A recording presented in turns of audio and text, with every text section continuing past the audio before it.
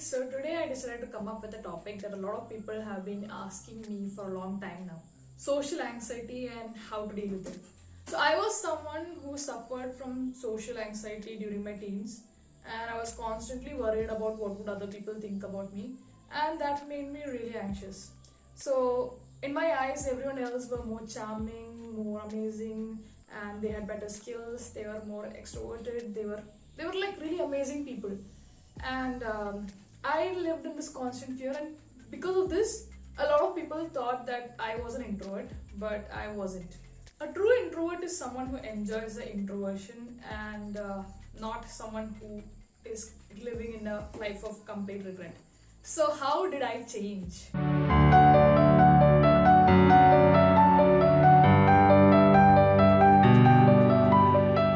This is an example that I heard somewhere, and I often use this in the classes that I take. So, suppose you're attending a class and your teacher or trainer calls you out. What are the thoughts that go inside your head? It'll most probably be something like, "Oh my god, I just got called. What if I make mistake? What will people think of me? Oh my god, I shouldn't have been called. What to do? What to do?" This is what you'll be thinking. And do you know what others will be thinking at this moment?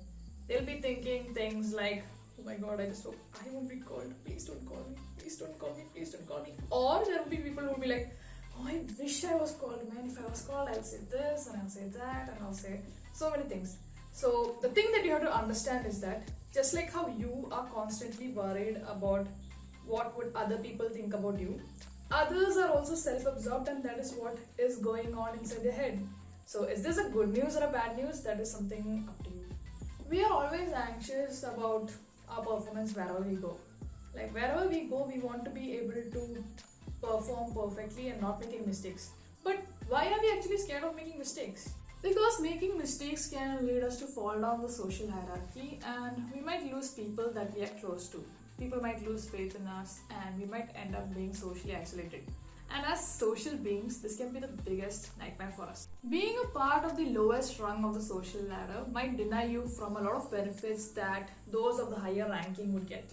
Whenever you think of someone who's very good at dealing with situations, you might notice a very interesting characteristics about them. They know what their strengths and weaknesses are. So when we know ourselves really well, we can deal with any particular situation. You might have noticed a lot of people saying things like, "I don't know what I would do if I get onto the stage."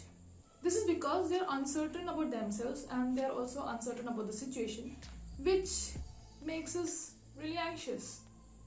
What are your strengths? What are your weaknesses? How can you compensate your weaknesses with your strengths? Try to notice all those things. I have noticed that a lot of people do not engage in self-introspection. You see, self-introspection may not be easy or comfortable, but it is very important. We often choose different things to engage ourselves with or distract ourselves with for a short period of time, but we will never sit with ourselves and self-introspect. Once we start to become comfortable with ourselves, we will be able to show it externally too. We can start with approaching a smaller group of people and then slowly move towards a larger group of people. It may not be always easy to immediately get into an environment and start talking, so start slow. Saying what you feel can ease the amount of nervousness that you feel around people. Once during the teacher training course that I was attending, I was asked to light a cotton ball on fire and throw it into my mouth.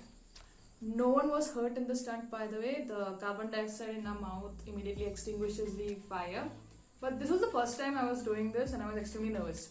So when my turn came up, I went forward and I told them that I was extremely nervous and asked them to be understanding if I flop. And saying this made me really calm, and I took the opportunity, immediately lighted the cotton ball and threw it into my mouth. And that day, all the other teachers and trainers were telling me that I seemed so confident that they did not even understand why I mentioned the nervousness in the first place. Many of us often see the people around us as competitors. This can be a natural reaction, or it can be that we were brainwashed since our childhood by our schooling system, our parents, or relatives. We face this intense comparison since our childhood that whenever we enter a particular environment, we immediately become really alert. We feel like we are being judged, and if we don't perform our best, we will have to face dire consequences. We tend to avoid the whole situation because making mistakes makes us really anxious. But what if we approach a particular situation as though everyone are already our friends? To overcome our social anxiety, we will have to get out of our comfort zone. Consider the world to be a social laboratory and keep interacting with people, keep on conversing, and always remember that every person will get you some kind of information. Take nothing personally, by the way.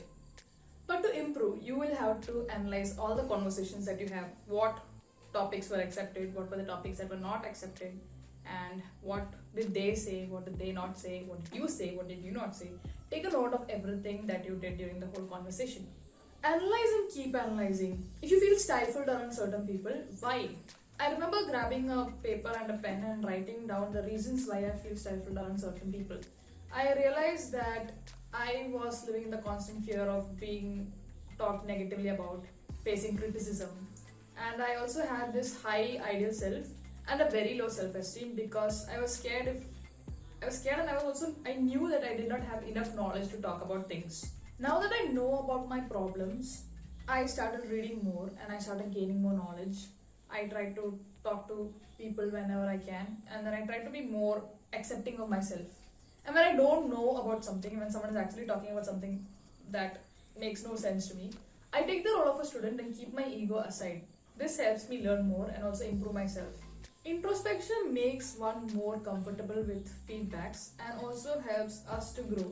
The biggest journey that we have in our life is the journey within. So that's it for my video. If you enjoyed my video, please click on the like button, and if you want to get similar content, please click on the subscribe button. Also, do not forget to click on the bell icon so that you know whenever I post a video. Thanks.